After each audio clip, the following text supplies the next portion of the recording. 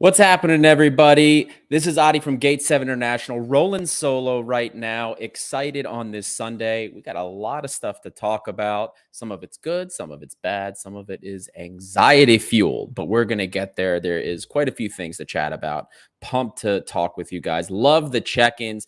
Please continue to check in. Some of you guys are already doing it. Nick, Mano Buño, and of course, the guy who made the music for that intro that gets my heart moving every time I hear it. Gus Drax, what's up, my friend? So, guys, we have a lot to chat. Can't wait to do it, but a couple things we got to get out of the way first. First and foremost, you guys that are tuning in now, if you haven't done so already, don't forget to hit that like button. Every engagement helps the show find more and more Olympiakos fans, red and white fans abroad. Help us continue to grow the community so that this continue to be the biggest and best community ever for Olympiakos. Couple of words from our sponsors. If you guys have any needs going into Greece for shipping, whether it's coming in from the United States, the UK, you name it, these guys can do it. Piraeus International. Give them a call, 410-675-4696, or visit their website at www.piraeusintl.com. And of course, for the betting guys there, we have a promo code from BetUS. If you like to gamble, you can do sports betting with us as the season kicks off with some of the Champions League qualifiers and Europa League qualifiers that we're in. We're going to run betting cards just like we did before, and you'll be able to bet with us. We will be blending some of the analytics with the bet cards so that we can try and help you make the best bets that you can. BetUS.com.pa. The promo code is GATE7INTL in all caps. And when you set up the account with BetUS, you will get a 125% deposit boost on your first deposit. So you can turn $100 into $225. They accept credit cards and crypto as well. Always remember to gamble responsibly. So it's people continuing to check in. Guys, thank you again so much for tuning in. There are quite a few things that we need to get through. A couple of quick announcements, though, for you. Some housekeeping, as it were. First and foremost, guys, we talked to you in the past. We've gotten opinions from you on social media and in other shows. Patreon is going to be rolling soon. It's official. We are moving forward with Patreon. A lot of you guys every week, almost every other day, there's people in our DMs asking how they can support the show. A lot of you don't like to go through YouTube. YouTube takes fees. We understand that. And a lot of people have just asked how they can give us money. We don't like to take it for nothing. So Patreon seems like the best way for us to give you something for those of you that do want to contribute. So we are going to be launching the Patreon. The official page will be up shortly, maybe a couple weeks max. We're still working out the merchandise situation, but there's going to be 3 tiers as it is. We're probably going to do, as it looks like, a $1, a $5, and a $10 a month.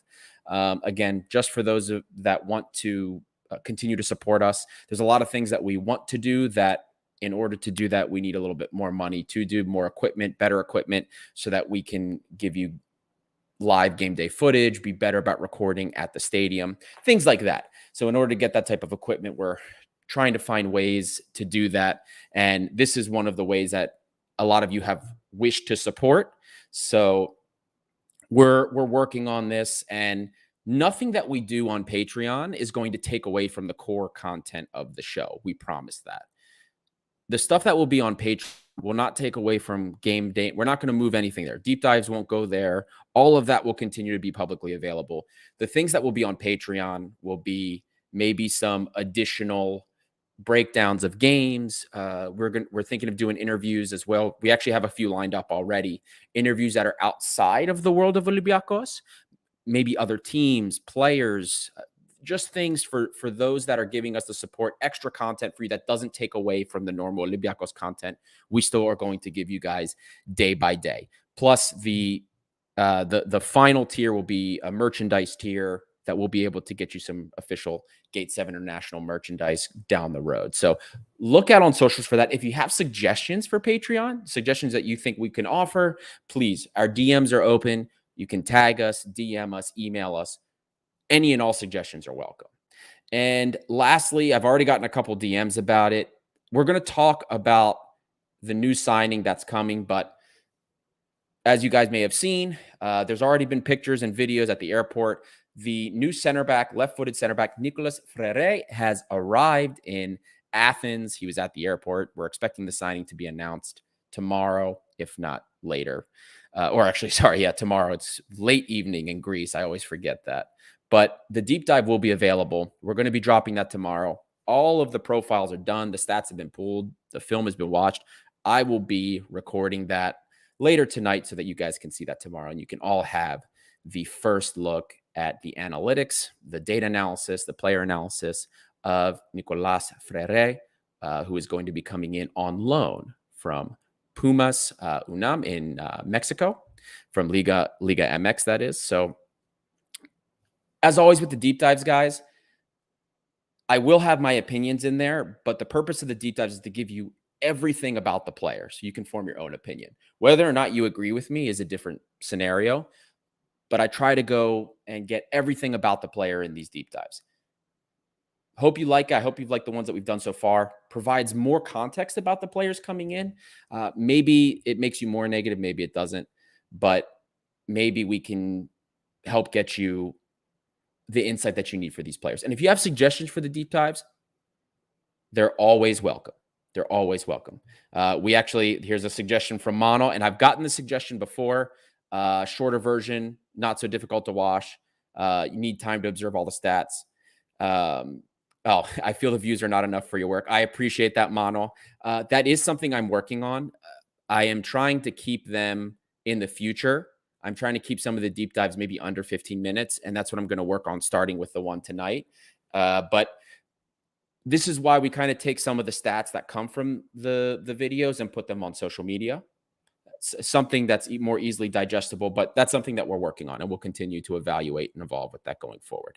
Now, lastly, guys, before we get into the core content today, it goes without saying, on behalf of the entire podcasting team, show team of Gate 7 International, all of our prayers are with everyone that's affected by the wildfires in Greece.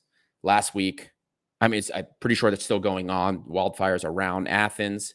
Now there's wildfires in Rhodes that are causing mass evacuations. People were stuck for a while. All of our thoughts and prayers are with everybody that's there. I hope everybody gets out safe. I mean, I was in Rhodes a couple of years ago, it felt like. Or sorry, actually, it's almost 5 years ago. And it's a beautiful island. Beautiful. One of my favorite places to visit. I hope everyone's able to recover. I hope that everyone stays safe. Everyone's able to get out. Horrible situation, yearly situation. So our prayers with everybody moving forward. Hopefully that everybody can rebuild following all of these events, which are unfortunately yearly occurrences. So now, guys, without further ado, going to jump into the meat of it. You guys have a lot of questions. They're already coming in. Gus Drax, would you like to share with us your opinion about the player? We're going to get into him a little bit later, and I'll discuss a little bit more about him then. But for my full opinion on the player, the deep dive will come out. I'll share a little bit, give you a little bit of a teaser later. Look at my eyes, DC. The good thing about all the loanees this season is that we don't have to get rid of them next season. I think we have enough players to get rid of for multiple seasons ahead, but this is something we're going to touch us. Lakis Cavalas. Oh, you're killing me, man. Can you give a preview? Is Frere slower than Bukhalakis or Ibora? You guys kill me. You guys kill me. We're going to get into that. I'll get into all of that on the deep dive. And like I said, I'll give you guys a little bit of a teaser later. But let's jump into the show, because we've got quite a few things to discuss here. First and foremost, we've got the new names, the new cuts from Diego Martinez. Now, these are the three players that I'm going to talk about. We brought up in a blog that was done by myself and Costa with a C, that is. And the blog, if you guys haven't checked it out, go to the website, gate7international.com. We kind of talked about news. And now that the insiders aren't getting as much information, we're not getting those almost nightly, midnight releases from Nikos Kotsis at Todeka. We're not getting a lot of this information anymore from guys like him or Nikolakopoulos on the radio. A lot of it is kind of just copy paste or information coming from Spain or somewhere else. So the discussion has been, how do we sift through the news? And this is brought in with these three players because we saw the most recent cuts, three players, Zimmer Bututsi, Philip Zinkernagel, and Pepe. A lot of fake news surrounding them. More like the context really isn't true, even though the situation may be correct. Starting with Zimmer Bututsi, he was the only out-and-out winger we really had from the previous set of roster cuts. And he's been deemed unnecessary for our needs for the current season. I thought he looked pretty good in the preseason of what we saw in the friendlies. So I'm a little bit disappointed. We're going to be looking to move him on. If we do sell him, it's not going to be for a big fee, obviously. I don't think, unless we get some kind of sell on. But we do need cash for what I expect will be a very, very, very busy August. Kind of talking about the fake news regarding players like this. We brought up, I believe it was like almost 2 weeks ago now, there was an article saying that he was in Turkey about to sign. Utter nonsense.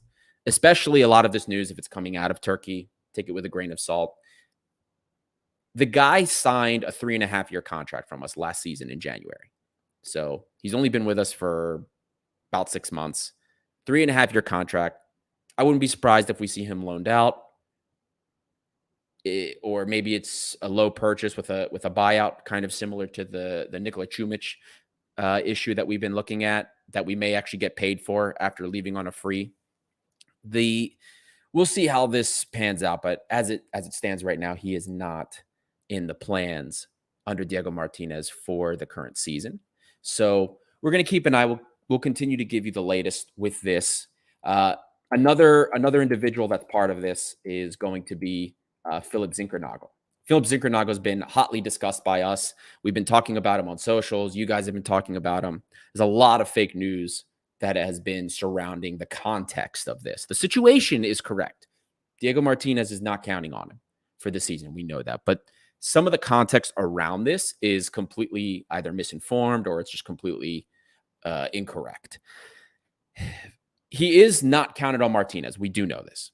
But some of the rest is, I don't know how to say it, guys. It's nonsense. I don't believe for a second he's going to Turkey. None of you should either. If he's going anywhere, it's going to be going back to Belgium. He loved it there. He made it clear he wants to stay there. That's probably where he's going to end up. Regardless who makes the deal with, maybe it's Standard Liège or Club Bruges. We know that he's been linked with them already, but that's probably where he's going to end up. You heard it here. Regarding his work ethic, which has been questioned a lot in media, utter nonsense. Bear in mind, I know this, we brought this up on social media. It was brought up on other shows, or on a previous show, I should say. Media is only able to see about 15 to 20 minutes per session. It's not like previous summer trainings and summer preseasons where they were there the whole time. Don't believe that. This player, everybody that's talked to us has told us how much of a professional he is. He's a true professional. It's what everybody says. Good personality, positive, trains well, not a problem for coaches. Do I believe that maybe he wants to leave? Yes, I would believe that 100%. Do I believe that he's lazy? Absolutely not. This is just another one of those incidences where the situation is correct, but the context is just completely nonsense. Unfortunately, this leaves another opening in the winger position. So we'll see what happens, but we just have more and more signings that we're going to have to make come August. Now, the third name on the list was Pepe Rodriguez. I'm not going to spend any time talking about him. He never wanted to be here. He's moving on. He wants to be in Portugal, wants to be in Spain. He has talent, but what are you going to do with a guy that doesn't want to be a part of the system? He doesn't want to be in Greece. It is what it is. So we're not going to spend any more time on that. And to give us his own opinions on this, we are joined. My good friend and co-host, Kostas Llanos, has made it. He is here to join me to save me from having to do all of this by myself. Costa, how you doing, buddy? I'm good. How are you, Adi? Thank you for having me. Oh, no, thank you for joining. Thank you for joining. My mouth is already starting to dry up. It's these solo things it's tough stuff, man. Tough stuff. and a lot to get through. But we talked about the newest names on the cut sheet: Zimer Bututsi, Philip Zinkernagel, Pepe. I talked about kind of the situation, the context with the situations, how some of the news around them has been correct or incorrect. What do you make of these three cuts? Obviously, there's probably not much to say about Pepe, but Philip Zinkernagel, Zimer Bututsi, we don't have a lot of options at wing as it is. Now we cut two options, one who was really the only true out-and-out winger that we had. What do you make of this, Costa? Give us your opinion regarding the players that are the newest to be cut. Well, I mean, first of all, sorry about the delay, guys. I thought that the 15 minutes I would miss, I would basically be sponsors, but I was wrong. It's a new day at Gate 7 International, new season, new day. As when it comes to Pepe, you've said it all. I mean, this guy has been a flop since day one. Very weird one though, because Pedro Martins, I seem to remember reading, was pretty big on him. He came over and there was absolute zero. When it comes to Butucci, there's another weird one. Because when he joined up, I remember checking with Transfer Market and I couldn't see for the life of me, I couldn't see what kind of contract he signed and how long it lasted for. You said 3.5 years, right? For Zimer Bututsi, yeah, 3.5 years when he signed in Three, January. 3.5 years. And when he joined Olympiakos, he was barely part of the squad for important games, unlike Canos, unlike Sergi Mm-hmm. Canos. So it seemed like there's a guy who probably didn't show enough during training, was surplus to requirements since day one, wasn't liked by Mitzel enough. Maybe there was an agent thing involved. I shouldn't be speculating, but it was obvious that there was something about this guy since the beginning that just didn't fit with the last three managers' requirements. That's Anigo, Mitzel, and now Diego Martinez. When it comes to Zinkernagel, it's such a shame because he is such a good player and a top professional. Like you mentioned, Yeah. this is absolutely true. There's nothing lazy about this man. Absolutely nothing lazy about him. Uh, I never really understood though why Philip Zinkernagel joined Olympiakos because there's a guy who's a right forward. That is quite a niche position. And it seems to me this is the kind of position that fits teams that play a 4-4-2 or a 4-3-3. Whereas Olympiacos have been playing 4-2-3-1 since 2008. Very big on that number 8, on number 10. So it was a bit strange bringing him in here. Maybe Pedro Martins wanted to play a 3-4-3. And that's where he thought, hey, this guy can help me a lot. And he was our best player against Maccabi Haifa, at least in Israel. Nobody was our best player at Karaiskakis. Such a weird thing there, because I don't really get why he's a great player, and many teams would be very lucky to have him, Olympiacos included. But Olympiacos' style. Help me on this one, Ari. Why did he join Olympiacos exactly? That's a Pedro Martins signing right there. He saw something he valued in the second division. When I did the deep dive on Philip Zinkernagel, I kind of brought this up. I did get inconsistent, what I call inconsistent Fortunis vibes, Mm-hmm. and I saw what the value was, what I think Pedro Martins liked in the player. The problem was, we kept buying a lot of these inside wingers, number 10 players, and we didn't really build a balanced lineup. We didn't bring in different players and we kind of were bringing a lot of the same player to play different positions, if that makes any sense. And Philip can play left wing. He played left wing for Standard Liège last season, and he was brilliant there. What was their We know that. formation? What was their formation? Uh-huh. That's a good question. I have to bring that up. I don't remember that I off the think it top was of my head. 4-4-2. I think Costa said that. Guys, help us on the comment section, especially people watching the Belgian league. Just because I think it was a 4-4-2, and Philip was up front as the left or right attacker. He was usually on the left side. Yeah, here I can pull it up. I don't remember exactly, but I can have it pulled up for you in a second.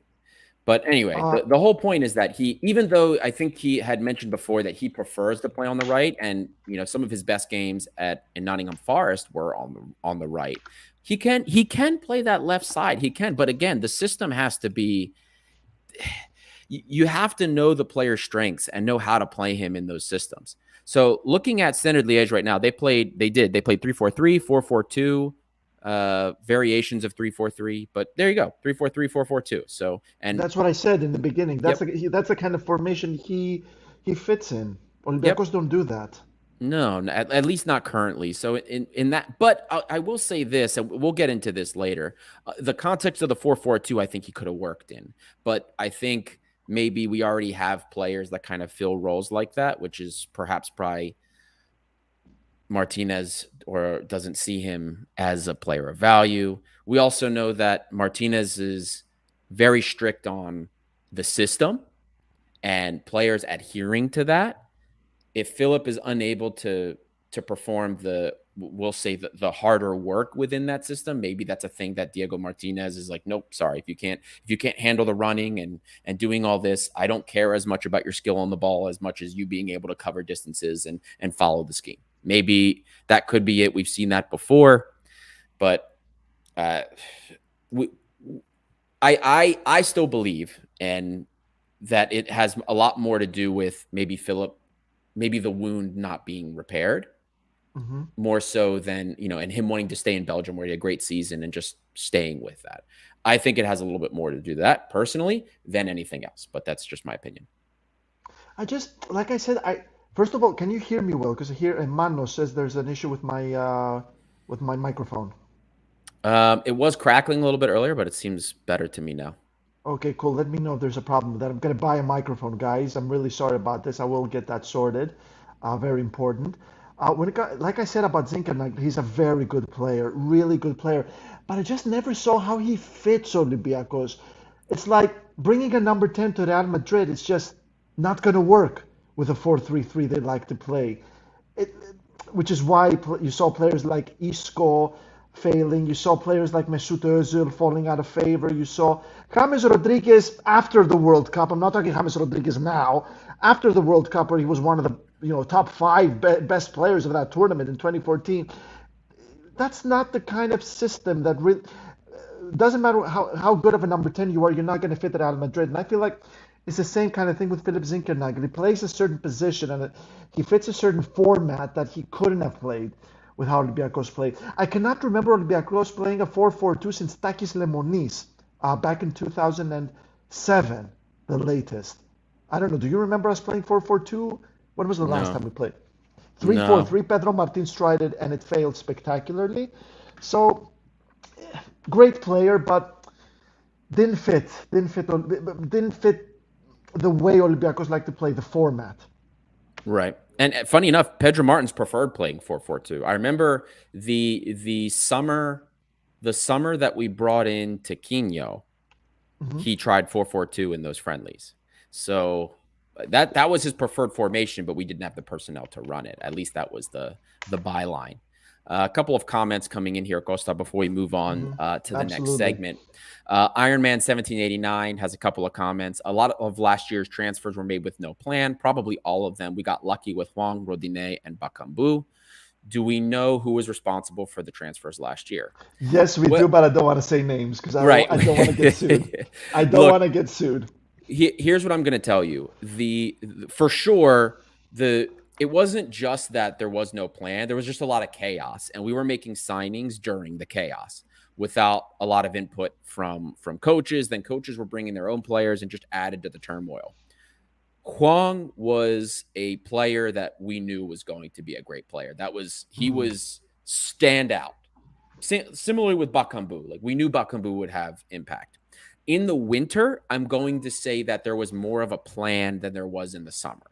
We knew there were specific things that we knew we needed, and in guys like Rodinei, we knew exactly what we were looking for. Overlapping fullback, somebody that was going to help us get forward. So I would argue that it was more of a policy change from the summer to the winter. But yeah, we can't go too much further into that. We Uh, don't want to get sued. yeah. Comment here from SL. Do we have any other striker besides El Arabi? Do we still own Hassan? Hassan's hurt, buddy. That's why you're not Yeah, hearing. he's He had injured. a knee ligament injury. So right now, technically, the only striker in the first team is El Arabi. We do know that a lot has been said about Costulas, and then Yeah. we have Al Gassimba coming back. He was at AFCON U23, so we have. But We Vrusai have also played as a striker for Willem and the Greek national team under John Van Schip. And we have Pepiel right. who can play as a false nine. I've said it in the show when we were discussing possible lineups we would like to see. Guys, I wouldn't mind at all seeing Pepiel starting as a false nine throughout the entire season. Because the only show on YouTube and in general that has mentioned this, where did Pepiel do best at Copenhagen, Ari? What he did his best as a false niner behind the striker. Exactly, there you go. So why not play Pepiel as a false nine? I really don't get that. I brought this up when we did the analysis of Martinez. He doesn't do the false nine. Like that's not something he did very often. So that I'm not surprised. I'm not Mm-hmm. surprised. But that's just it's just not something that he's used to using. It's not something that maybe he does experiment with it. Who knows? We'll find out maybe going on in the season. Doesn't But show that in the friendlies. Yeah. yeah, exactly. Now, Costa, moving on from those three players that we discussed in this next segment, I thought that it was important. We discussed the three players that are on the cut list, but I think it's a good idea that we kind of revisit who has left the club and who is Mm-hmm. supposed to leave the club, because we Mm-hmm. know that there's a lot of sales and offloading that needs to be done to really fuel the transfer kit that's going to happen in August. We know it's going to be a busy August with the wages we've saved, with the sales that we have to make. So before we kind of talk about the status of the roster and the things that we've seen in the friendlies, I think it's really important that we look over and discuss the departures that have been made. So right here, I've got the list of departures that these guys have officially left the club or have been transferred elsewhere. Henry Onyekuru, who we know the buyout with Adana Demirspor has been triggered, $3.5 million. He's been purchased. Mamadou Kane has been sold into Cyprus for $1 million. So that's $4.5 million from those two players. We were unable to keep Bakambu. He signed for, I believe it was a club in Qatar. And then he ends Al up cutting Nasser, Qatar, or yes. It was that's Al correct. Nasser Yeah. in Qatar. The other Al Nasser, everyone thought it was Saudi Arabia in the beginning. And Mm-hmm. then that contract ended up getting cut. I've seen two different stories about why. One was about the player not wanting to be there. The other was about the club thinking he didn't deserve to be there, wasn't training well, so they cut him immediately. And he ends up getting sold for about 900,000 to Galatasaray, where he will be a backup. Interesting with Cedric Bakambu. Perhaps in the end we dodged a bullet there.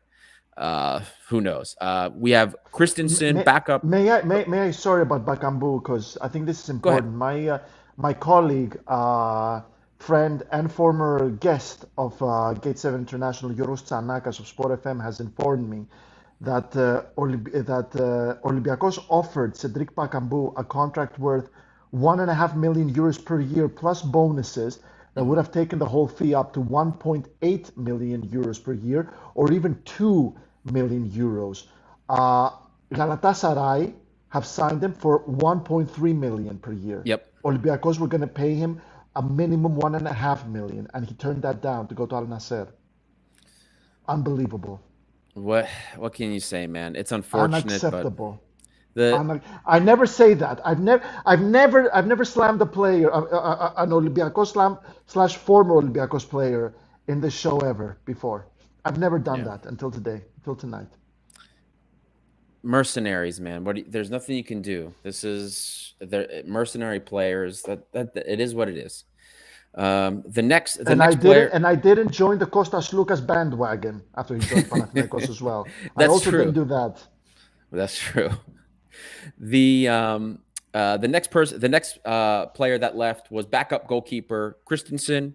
He signed for Kifisia. His contract wasn't renewed, so he went there. We all know about Kitsos. That was an unfortunate one for us.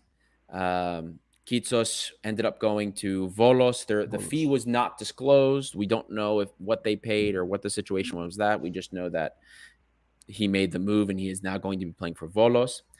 And then the following four players that you see there, those contracts were not renewed. Their contracts ended July 1st, and they were not renewed by the club. Jan Villa, Sokratis Papastathopoulos, Kasami, and of course Matthew Valbuena. These are all guys that were not part of the scheme. some older veteran players, some of which we knew were not going to be a part of the club. A couple of comments here. I saw somebody had a question about Kasumi, why we even brought him in. Again, uh, we could talk about that, but we don't want to get in trouble. But anyway, Yana Villa, Socrates, Papastathopoulos, that's about $5 million in wages we save from those two players. They were both on very big wages. Regardless of what your view was on Jan Villa, whether we needed him or not, or Socrates, we know that those guys, are they were big wages. So that wage savings should help us at least for the expenditures in August. Casemiro and Valbuena weren't on big wages, but again, they really weren't used very much. Valbuena is a guy we showed some stats for. When he was on the field, he had production, even if it was in a few minutes. But again, saved us a wage. He wasn't making much money, but these wages are saved. And these are the official departures of the club. The other official one is Nemanja Nikolic. I know he's a B team guy. That's why I didn't put him on the list.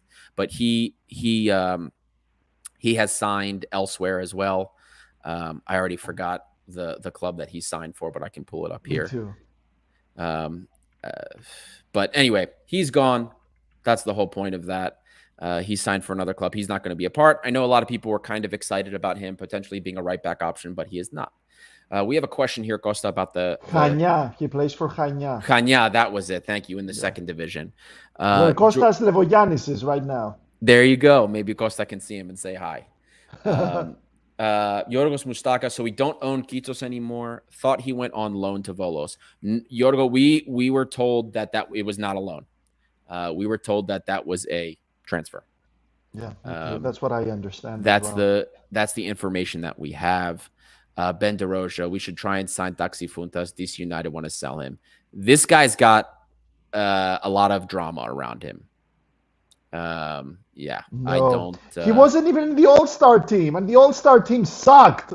Yeah, guys. I don't think we don't really want players that have a lot of drama around them. We already dealt with that once with Semedo, and look what happened. So, just where there's smoke, there's usually fire. So let's probably want to stay away from that. But Costa, what do you make of these departures? This is what we have so far, and we're going to go through the slated for departure. So there's $4.5 million that we know we've gotten from these departures. Plus, if we're only considering Jan Villa and Socrates, that's $5 million in wages we're saving from those two players. We've got $4.5 million plus these other players. Is this enough to do anything in August, or does more need to be done? Well, I think more players are going to have to be sold. Like you got your Madika Maraz in there, you got your Oleg Kreabchuks, you got your Papa Boussises, you got your Usainu Baz in there as well. Olympiakos are not really the kind of, we haven't seen Olympiakos making a big sale since, when was the last time Olympiakos made a big sale? I think that was Daniel Podence, last time Olympiakos made a significant sale.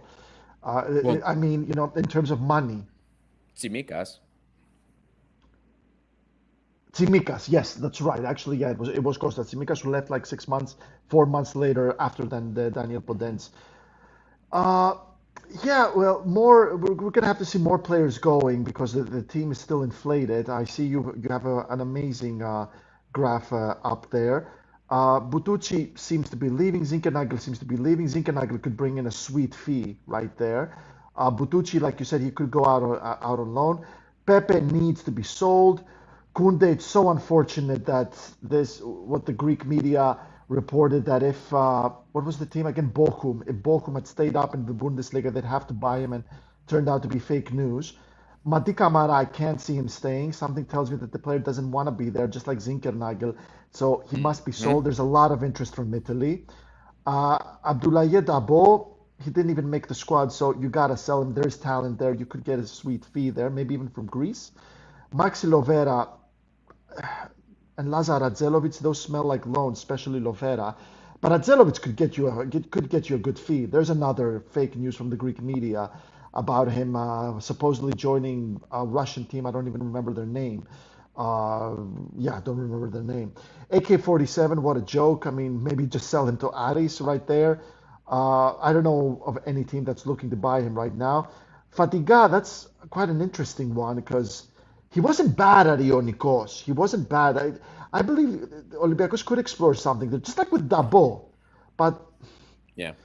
if it doesn't work out, just you gotta sell. Gary Rodriguez, well, injury after injury after injury. He's such a good player. He is a good player, but way too many injuries, and Olympiacos need consistency there.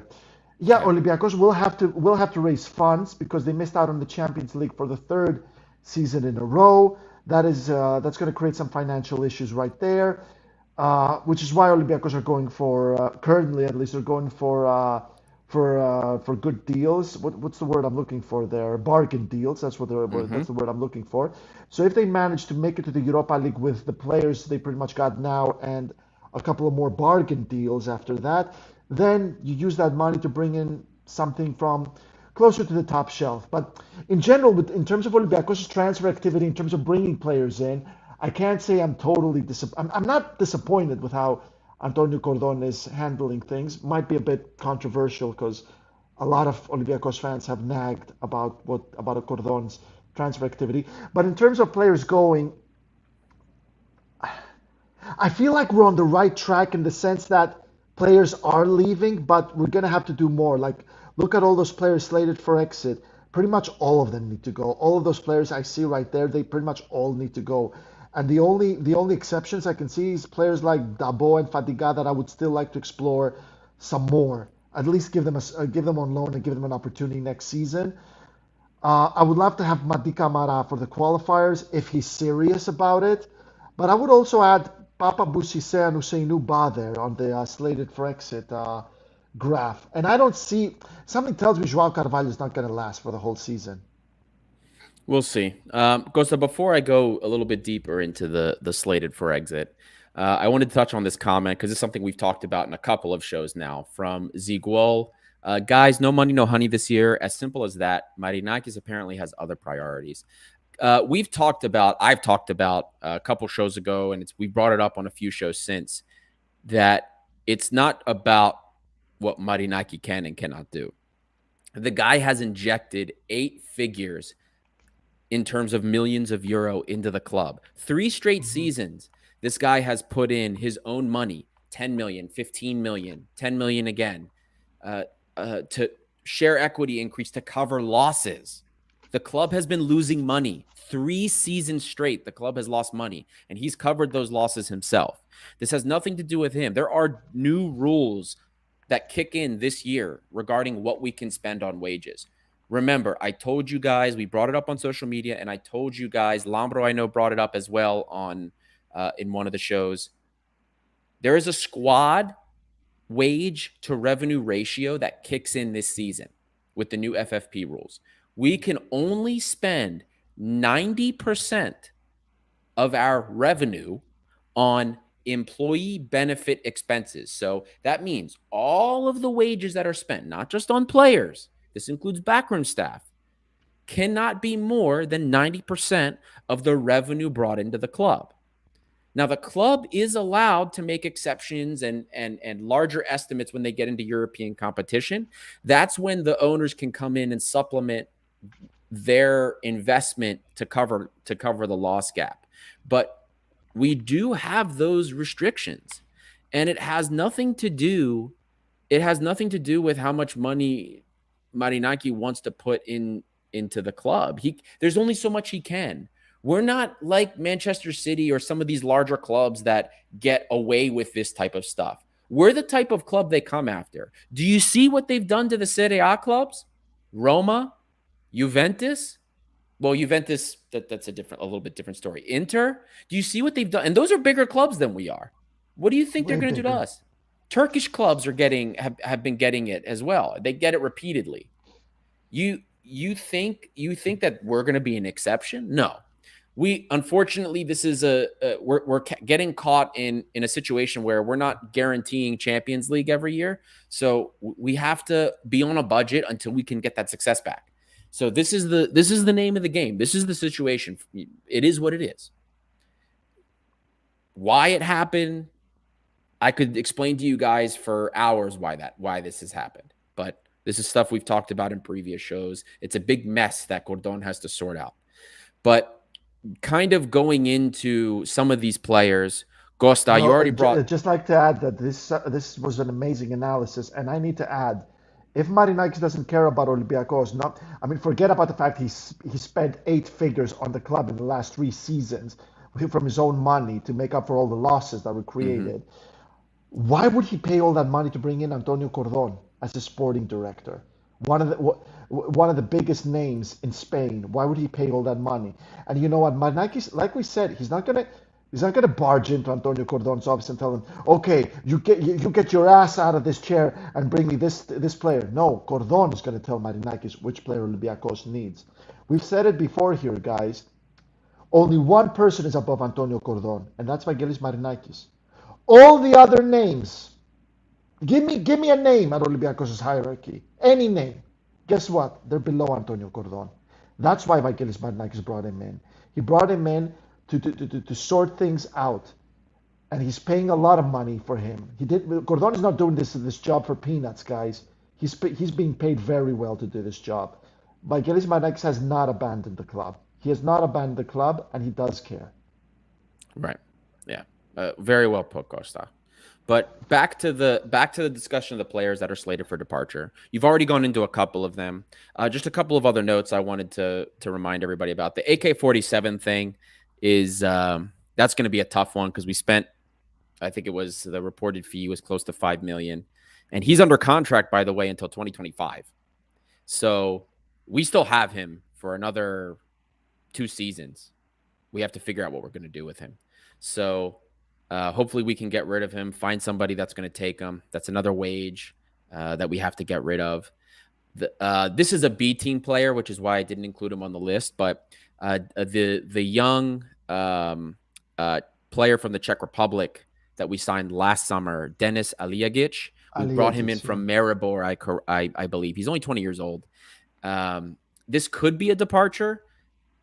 But the weird thing with his, and this is the reason I included him in the slated for exit, because we know that he wasn't brought for training. He was one of like the first cuts, and he technically is a B team player. But I show his contract as up, like July 1st. So I found this to be weird. Um, but he still has like Olympiakos in his bios and everything on social media. We've never seen like an official. Yeah, this is an interesting one for me because which is why I include him. So maybe that's another expected departure. You already brought up Gary Rodriguez. Fadiga I put there as a question mark because we have not heard anything about Fadiga as far as being cut. But we've been here. We haven't heard anything about him. There's been rumors about loans to Olympiakos again. Mm-hmm. There was a rumor of a loan to France. I think it was to Alger Mm-hmm. earlier, but that was coming out of French media, not Greek media. And he's also under contract till 2026. So maybe this is somebody. This is a profile I don't see Martinez using. Both him and Dabo. Even though I think I in the beginning of the window I had told you that I told everybody that I could only see us keeping one, but I was surprised. I'd be surprised if both are gone because they both have talent, and I think it's worth it to keep one. But man, it's this whole thing is a mess. And then we didn't even talk about the potential. Well, you brought it up previously, I believe. Oleg. Um, Oleg is. There were rumors. I mean, they really were bustling when Lorient was interested, and now after they were acquired Benjamin Mendy, we've really heard the Oleg rumors kind of die down. So Mm-hmm. these are all kind of slated for departures, potential fees we can get that can continue to fuel the kit. But we need to have movement on that for it to happen. Kostak, do you see this number of potential exits just growing the further we go into the summer? Or is this about what we're going to see as far as the exits happening, the players that have been cut, and then others coming in? Well, certainly Antonio Cordon and Diego Martinez will want to deal with a smaller number of players within the squad. So yeah, I could see the number of exits maximizing, but I wonder what kind of exits those are going to be. Because if you're willing to send more loanees out than Chelsea, then that doesn't really help your cause because it doesn't really help with the finances if you're sharing the burden and the salary with another team. It'd be much easier if more players left on a permanent basis. I think we're going to see. I think we're definitely going to see more players leaving, though. I mean, I would be. I would be shocked if Olympiakos dealt with another inflated squad. Yeah. But the question, like I said, is what kind of exits are we going to see? What do you think? Look, I think there's a lot of comments that in here that are kind of saying the same thing, which are it's gonna I don't know. I know we're gonna try to sell. We're gonna get fees who we can get fees from. We're gonna try and offload who we can offload, but it's gonna be very difficult. I wouldn't be surprised if we end up seeing some players that are kind of just on the periphery this season again. Regarding Mahdi, I brought up in a graphic that we posted on social media. According to Transfer Market, he is our most valuable resource on the team Mm. at 10 million euros. So I know that there's people want him on the team. I'm sure the club want him to kind of reinforce and be a part of the team. I could see him being very valuable in this system. I just don't think he wants to be here. In the And qualifiers, at least, you know, he has a yeah, reason to be important. By the way, so he his price could does. go up. So more He teams and better teams could come for him. he does, but he we know that he wants to go. He has said it. It's been reported. He wants to go, and do you really want to force a player to stay that doesn't want to be here? No, that's going to affect his performance on the pitch, whether you like it or not. I don't care how much of a professional he is. We'll Mm. see. Look, man, we'll see. This is a mess, and I do not envy Cordon. It honestly, for me, if Cordon can come out of this and get something moving this season, there's no way we keep him here long term, because if he can take Olympiakos out of this situation, he's a genius.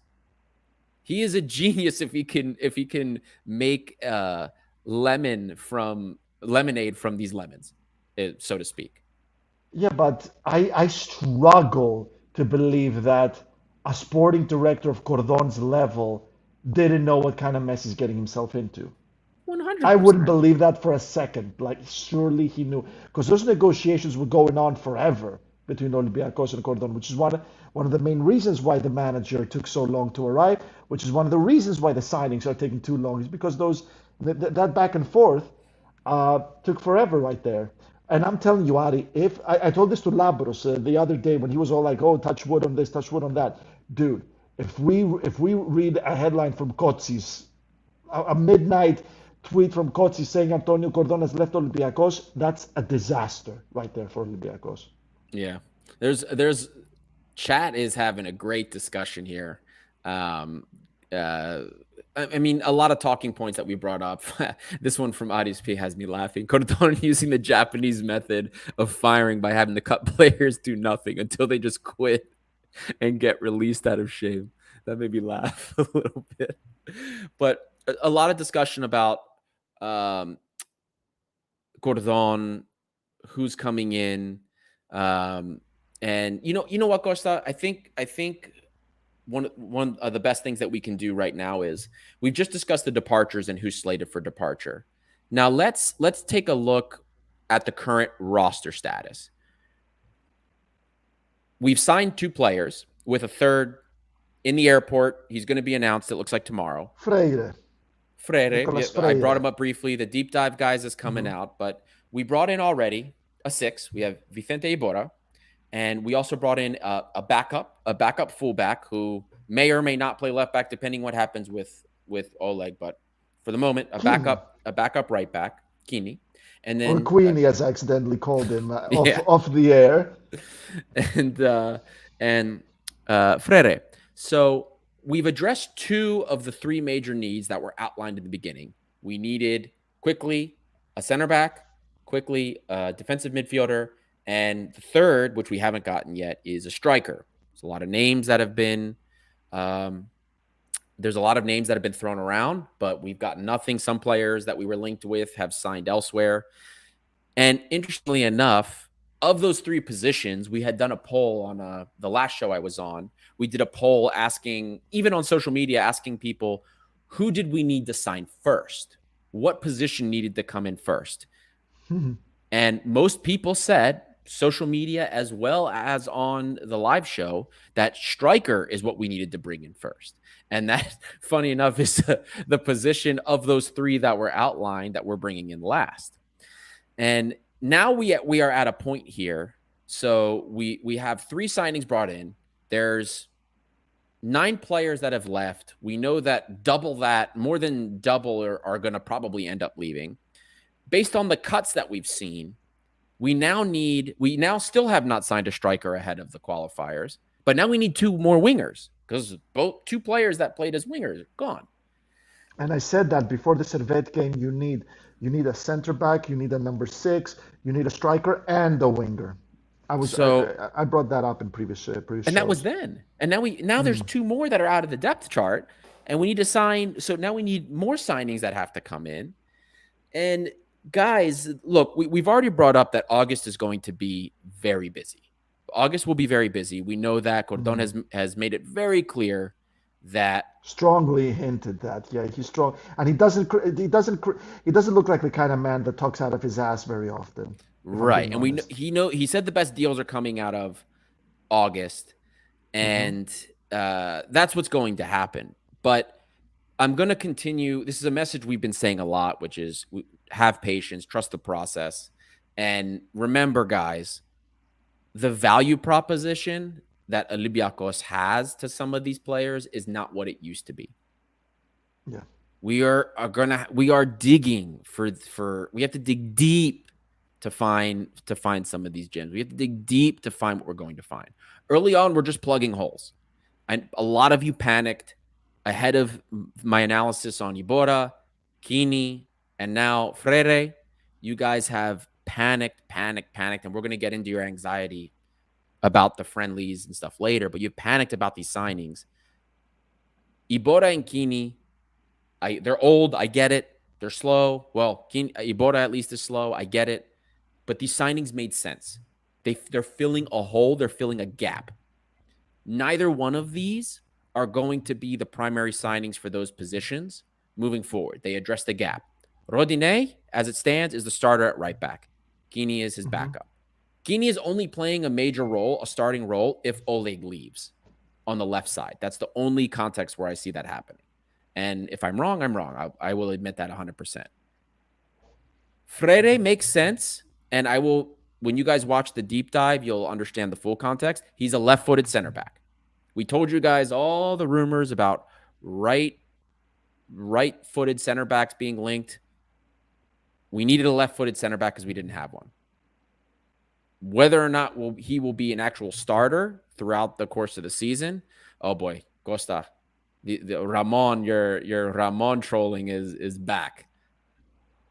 Man, Guys, I miss Lambro's Lambros so not much. here. Lambro's Lambros not is not here. here, but tweet him. But do make sure to tweet him about that because he's out on a date right now, and he will love to read all those messages during his date.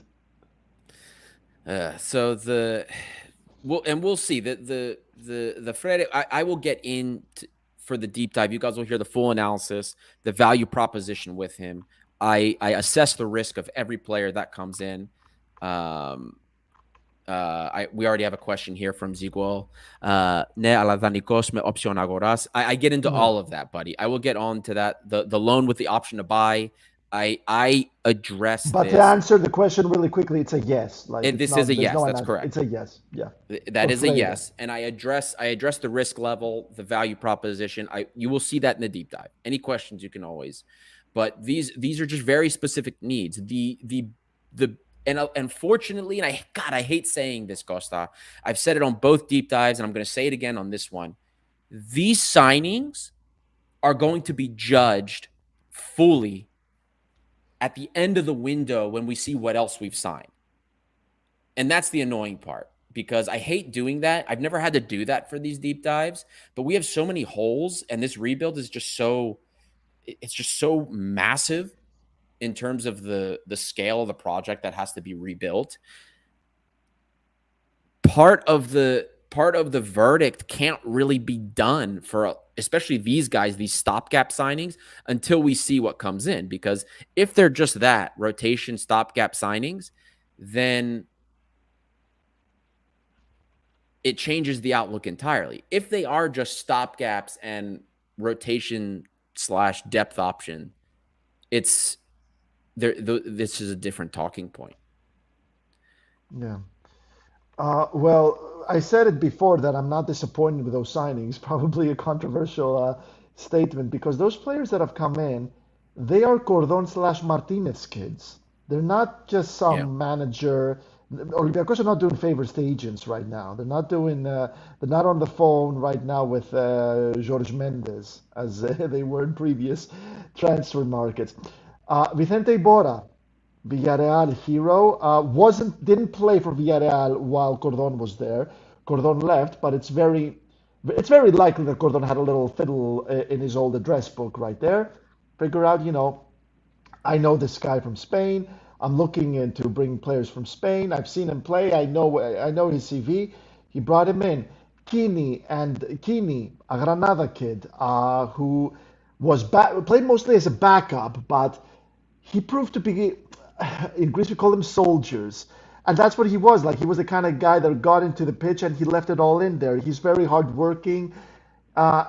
And at least as a backup, he showed he can play that role pretty well. So, and this is what he is. He's a Ramon's backup right now.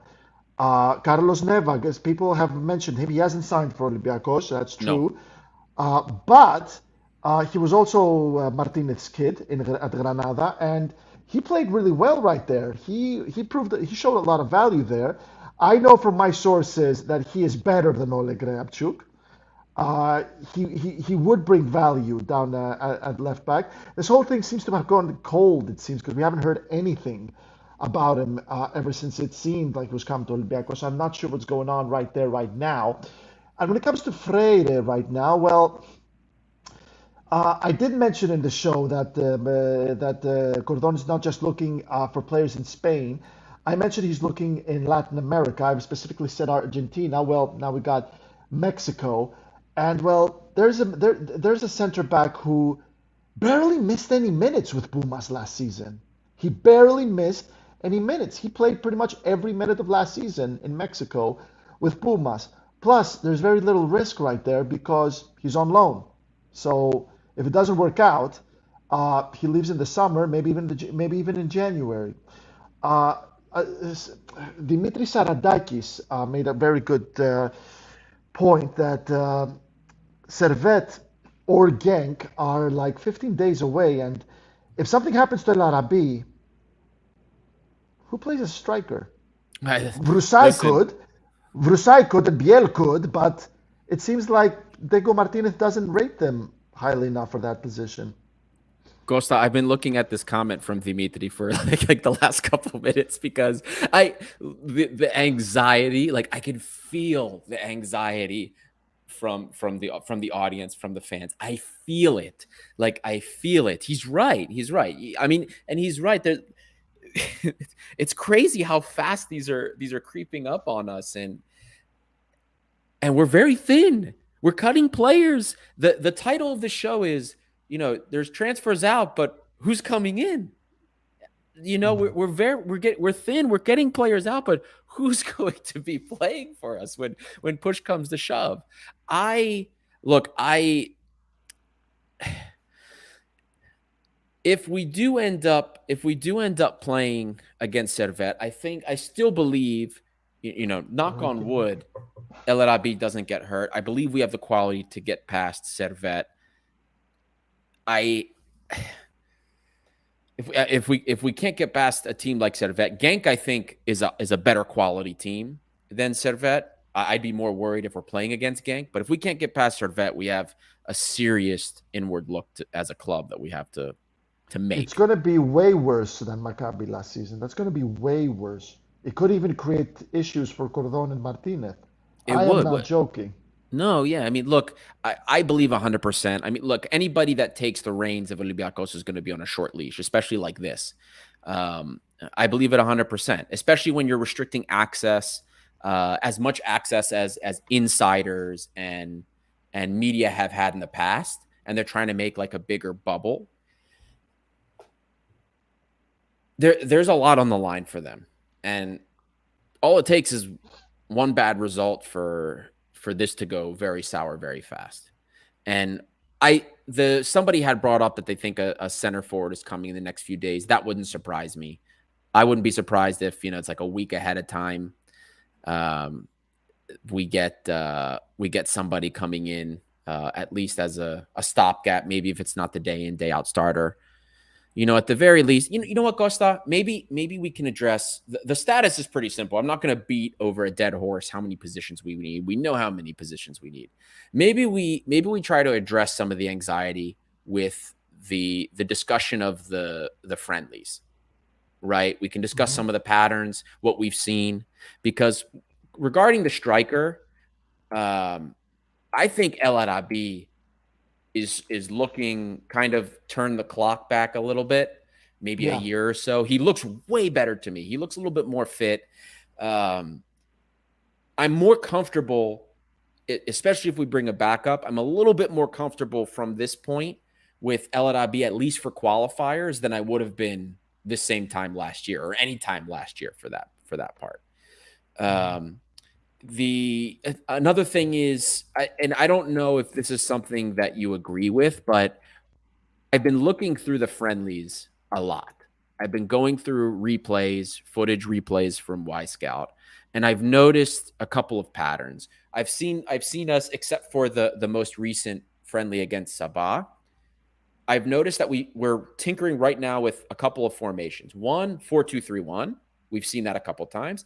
The classic And one. we've seen like a 4-4-2, but it's more like a 4-4-1-1.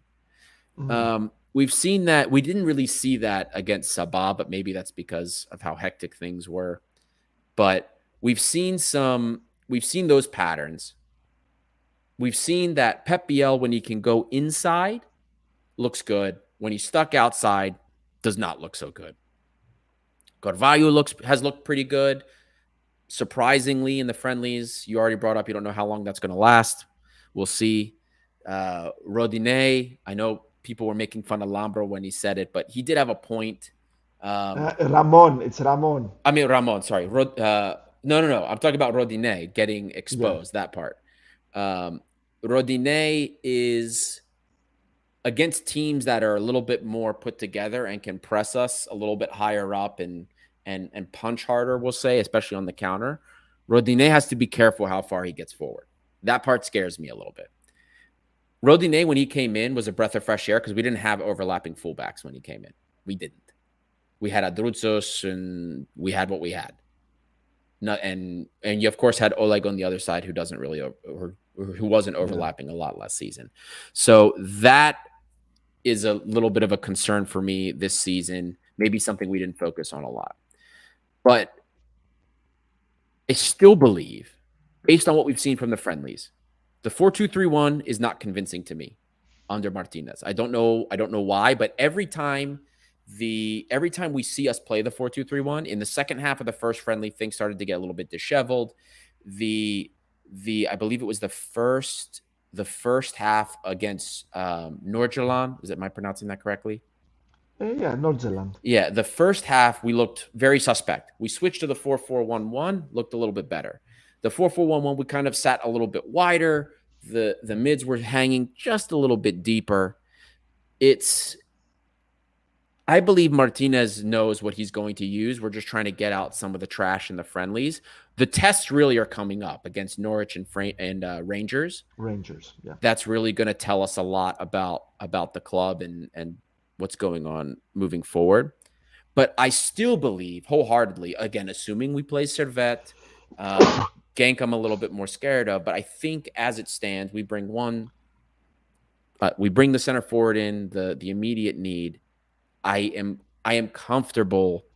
You can never be fully comfortable, right? But I think we have the quality at least to get into the playoff stage. That's how I see it. It is. It's still a very tricky situation.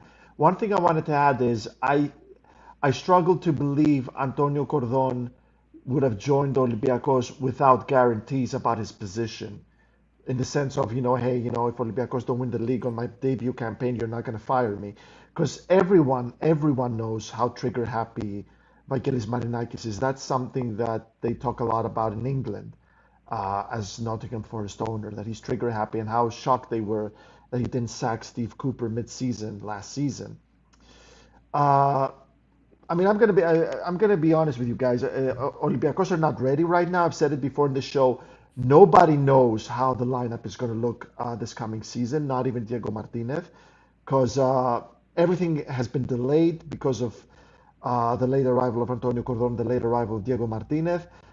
You said it really well. The next couple of friendlies with Norwich and Rangers are going to determine a lot as to how we look. But Olympiacos are going to need two important additions before they go to the Servette or Genk matches. One of them is the striker.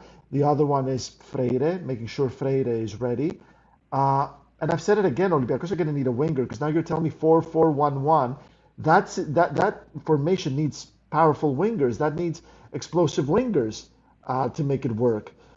If Olympiacos don't play 4-2-3-1, which as you correctly said, Olympiacos looks suspect when they play 4-2-3-1, where does that leave Fortounis really? Because Pep Biel is not going to be used as a number 10. We understand that, even though he is much better as a number 10. Where does that leave Fortounis, who is the captain of Olympiacos this season? He's been playing out wide a little bit.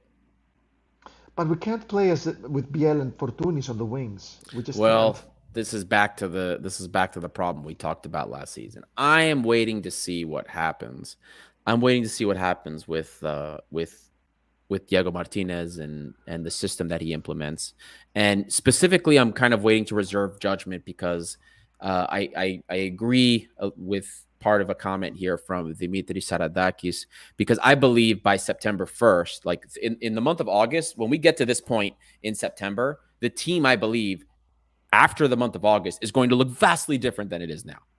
Yeah. There's going to be different players brought in. The shape may even change.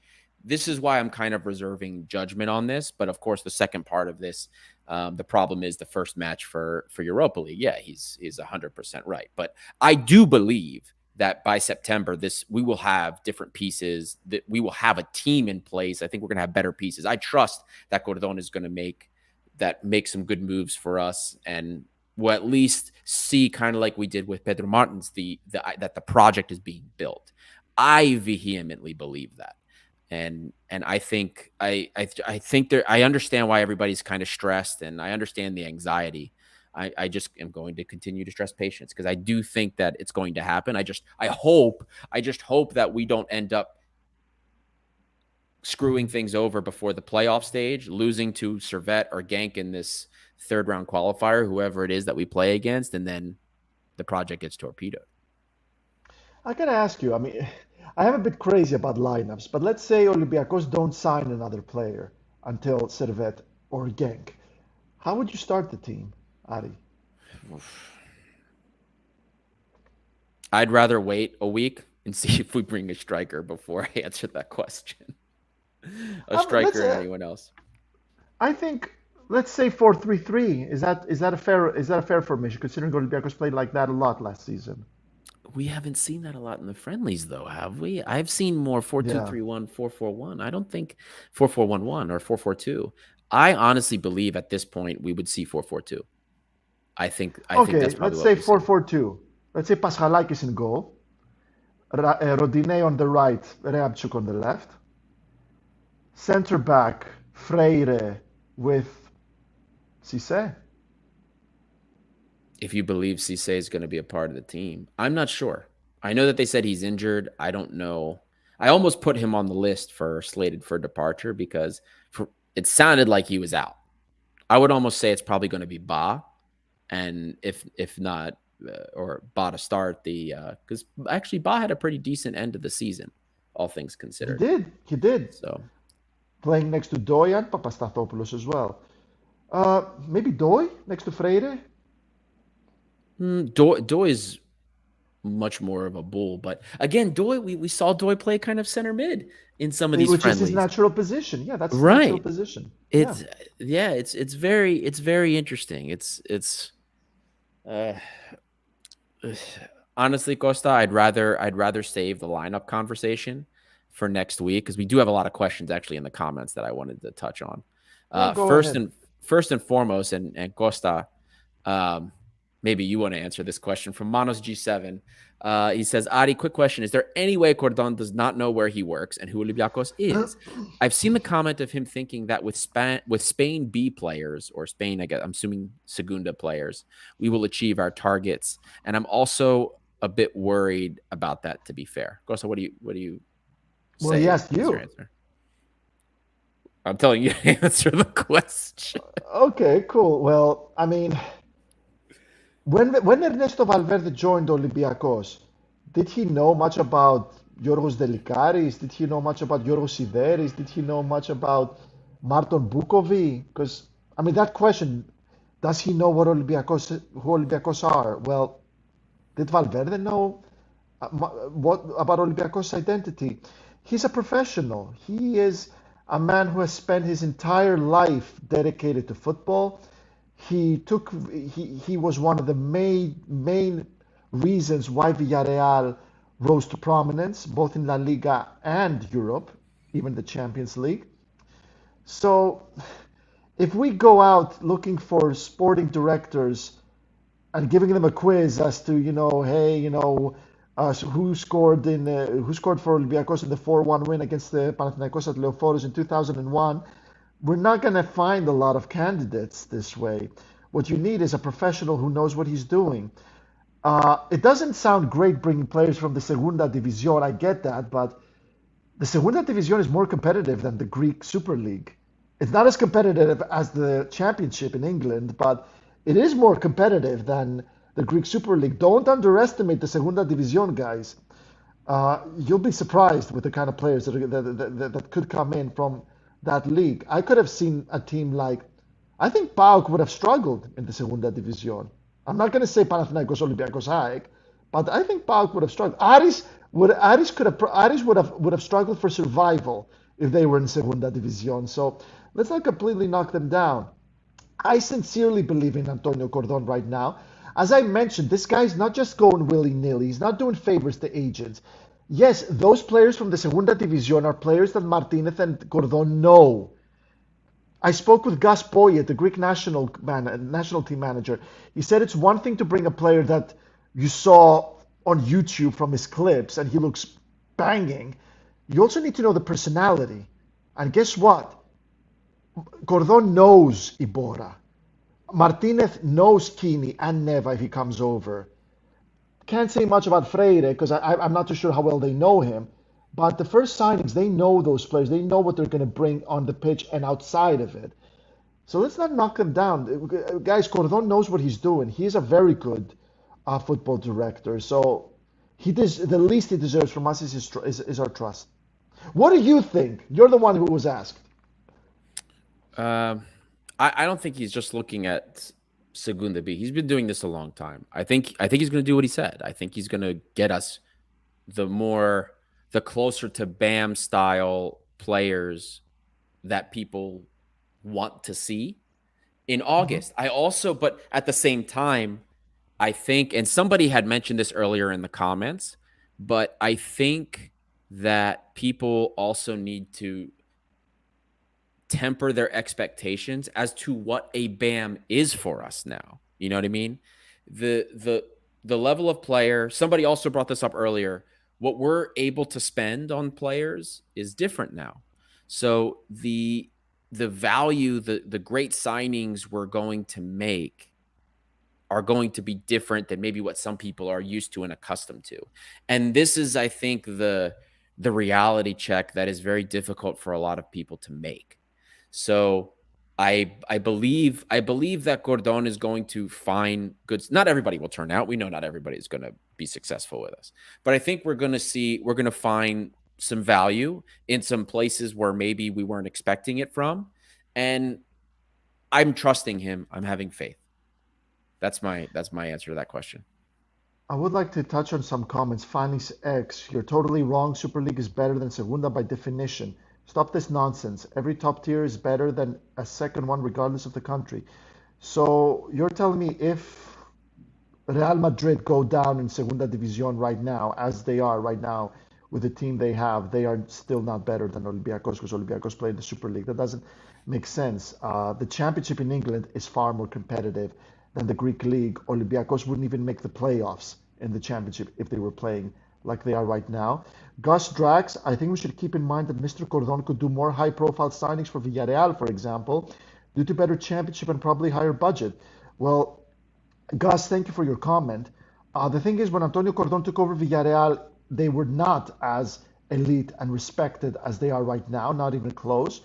So he had to work really hard there in the sense that he needed to find value for money and bargain signings. And also, Cordon was very well known for not making elite signings at Villarreal. Really, nothing really elite about what he was doing. He wasn't really bringing the big names. He brought in upcoming stars, up and coming stars that were fairly unknown at the time. And another thing, I want to ask you something, Ari. Did we hear anything about Freire before the deal was finalized?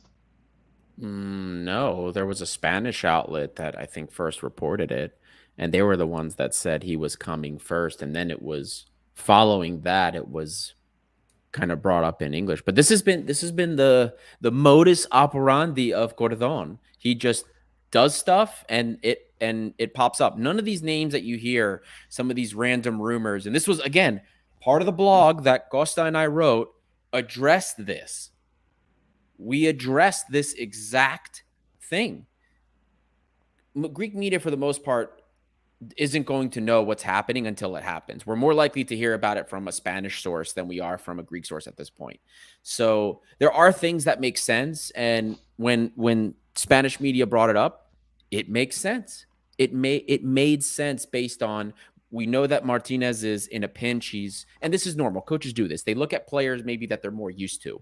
Veterans too. When you're in a pinch after COVID, Pedro Martins looked for veteran players after COVID, that first season after COVID summer. So, and the Villarreal point, he did find a lot of bargains with Villarreal, but they do have a bigger budget than we do. Like, let's be honest. No, sure, but it's not like he went to the Premier League and he was like, okay, let's bring the top 10 players of the Premier League. He was bringing up and coming stars No, yeah. No, to you're that Villarreal. that that I agree with 100%. But I am pointing out that like their budget, I don't think it's like a stretch to say that their budget is probably double at the very least double ours, even though, you know what I mean? Even though they're considered probably like a small town club, but they probably spend here. I can just look really quickly to see what their expenditures are. Yeah, man, these guys are spending like 30. Last year they spent 30 million in one summer. They spent the summer before that. Um, what do we got here?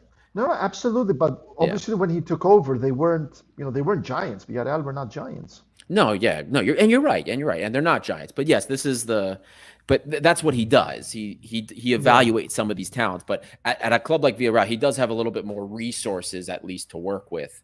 But the context and the standing with the budget relative to, I guess, who he's competing with for those signings is similar. Um, But like you said, that's going to be the MO, guys, this season. Like we didn't hear anything about Ibora until he signed. We didn't hear anything about Kini until he signed. We didn't hear anything about Freire until he signed. I said it 2 weeks ago on the show, guys. All those names we've heard, Marcos Andre, Duarte, Rafa Mir, I don't think any one of them are coming to Olympiacos. I think all of the signings, or at least 9 out of 10 signings Olympiacos are going to make this summer, are going to be players we haven't heard a goddamn thing about until the deal is finalized. So yep. all those names we hear, I mean, I loved your article, Adi. It was amazing, the fake news article, and I think you're going to see a lot more of those articles coming from us, folks. Oh yeah, and we'll be addressing why we think certain things, and we'll analyze why we believe it is fake versus why it is not, or at least if the context is incorrect. We'll continue to do that. Comment here from our good buddy Costa with a C. Everybody go for a swim and keep cool. Cordon is cooking. The one of the messages from the show, we've said it a couple times now, is patience. Let him do what he's going to do. August, I think. Well, we have 15 days, about 15 days until the first qualifying match. August is coming up. We know great deals are going to happen in August. So everybody just continue. Please have some patience. This is a mess that needs to be fixed. And it is not easy. It was a bit of a mess last summer, but then we kind of A deferred the bit. interest. Instead of fixing the mess when it was easier to fix, we the interest, and we've accumulated that, and now we have to fix an even bigger mess on top of it.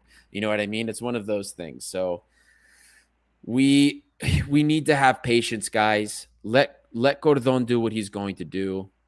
I personally see this as a, even if things don't happen the way we want them to this year, I really think that we need to go see how he does building, not just from this year, but next year also. Regardless what happens this year, I think we need to stay the course and let him continue, because this is not a one season fix. I don't see it that way.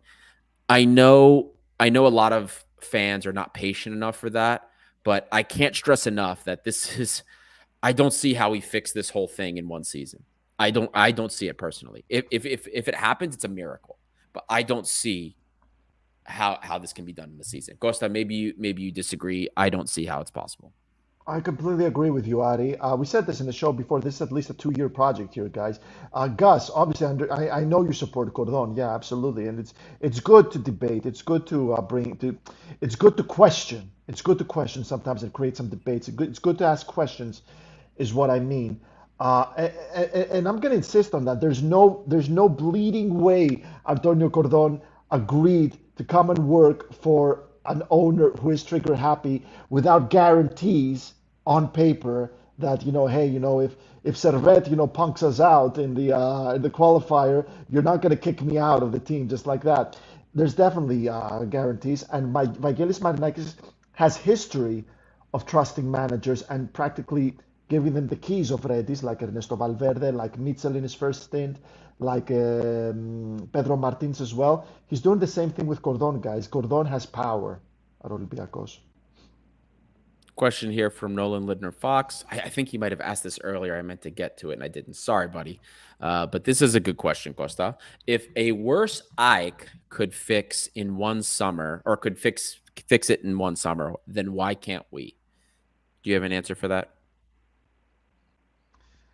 Well, I didn't have to worry about Europe. That's number one. So they had more time to address specific to address their problems.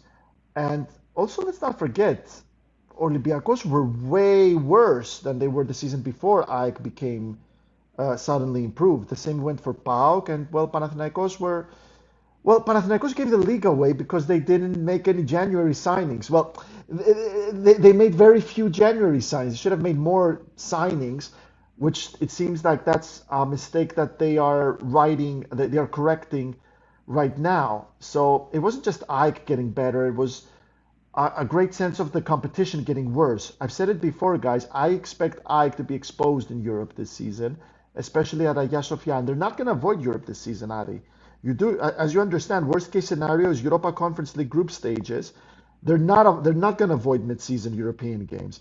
I think they're going to be insanely exposed this season in Europe, especially at Hagia Sophia. We're going to see European teams coming in and spanking them, my opinion. I think they're gonna struggle a little bit. I'm curious to see how Almeida deals with that. But I will say I don't think the level of tragedy that they had, the context is different for me for a couple of reasons. First, the level that they were at when they brought Almeida in, it wasn't a clear tragedy. They had some good pieces, and then they brought in more good pieces, and Almeida brought in some guys and just made a system that was great. We have to say he did a great job. Mm, But the context with us is different because we're a club that expects to win the championship every year, right? That mhm, adds even more stress to what's already going on. And then add to the fact that we kind of doubled down on the mess we made last year. This past summer, it was a mess when we renewed Pedro Martins again and we let him stay and we didn't say, hey, we need a new project. No, we made the mess worse. So mhm, I'm going to make the argument that our mess is a way bigger mess than what Ike had. And to add to that, not only is the mess bigger, but the pressure is worse. mhm, The leash is shorter. The job is going to be much more difficult and harder with all of that together. That's how I see it. That's my opinion on the matter. I think that this is a much worse scenario than it was for Ike. That's how I see it. I understand the question. I get where he's coming from with that, But for me, this is a much more difficult proposition. Um, we'll it's a much more difficult proposition at least than the Ike job was.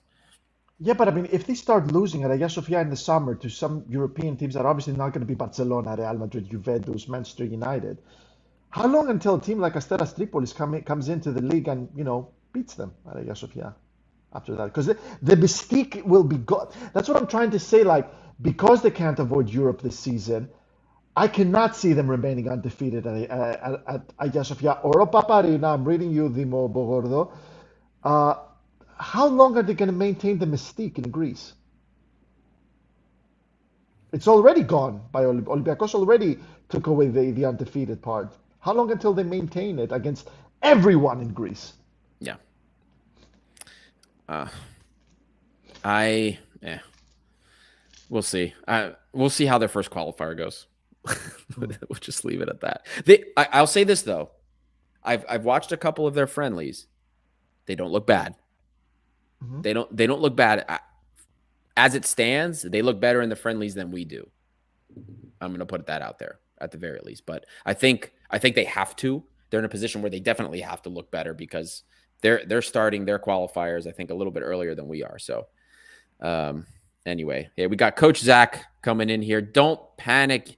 USA Thilo says, hello, Zacharias Papanikolaou, USSF, greetings. What's up, man? And yes, the words of patience. Some people here don't like the words of patience. Where is it? Where's this Fanis? We'll have patience, but if nothing big happens, we'll come after you. Okay, buddy. Aris, me, both of us, all of us, Olympiakos, Cordon, which is you. You need to tell us, Fanny, you need to tell us who's you. You sing her. It's that. You. It's you. He's not. It's you. It's you. It's you. We're coming after you. But I gotta say, like, another thing that I don't understand is all the nagging about with the comparisons with Kostas. There's been a couple comments about that painting. It's a nice painting, though, isn't it? Look at it. Dimitris Saradakis Costa Semusiu is you're in a museum. Well, freelance. What is it? What was the job Ben Stiller did that night in the museum? Yeah, a night at the museum. Yeah. Yeah, that's what I am now. That's I'm trying to make sure everything doesn't come back to life. I've heard questions about Lazaros as well. Yeah, I'm not with Lazarus tonight, guys. I'm with another cat called Paco. We love our cats in the family, but Lazarus is with my sister right now. So unfortunately, he can't make a surprise appearance. Costa, there was a question about Fake Picasso says Sparos. Here we go from Sparos also. Hey guys, any news on the Cypriot winger? Do we have any more information about the Cypriot winger we were linked with? I don't Aren't think Olympiacos so. fighting it out with Aek for him? That's what I thought. Anyway, And I don't think we have any Olympiacos were more. rejected. Olympiacos made a bid that was turned down.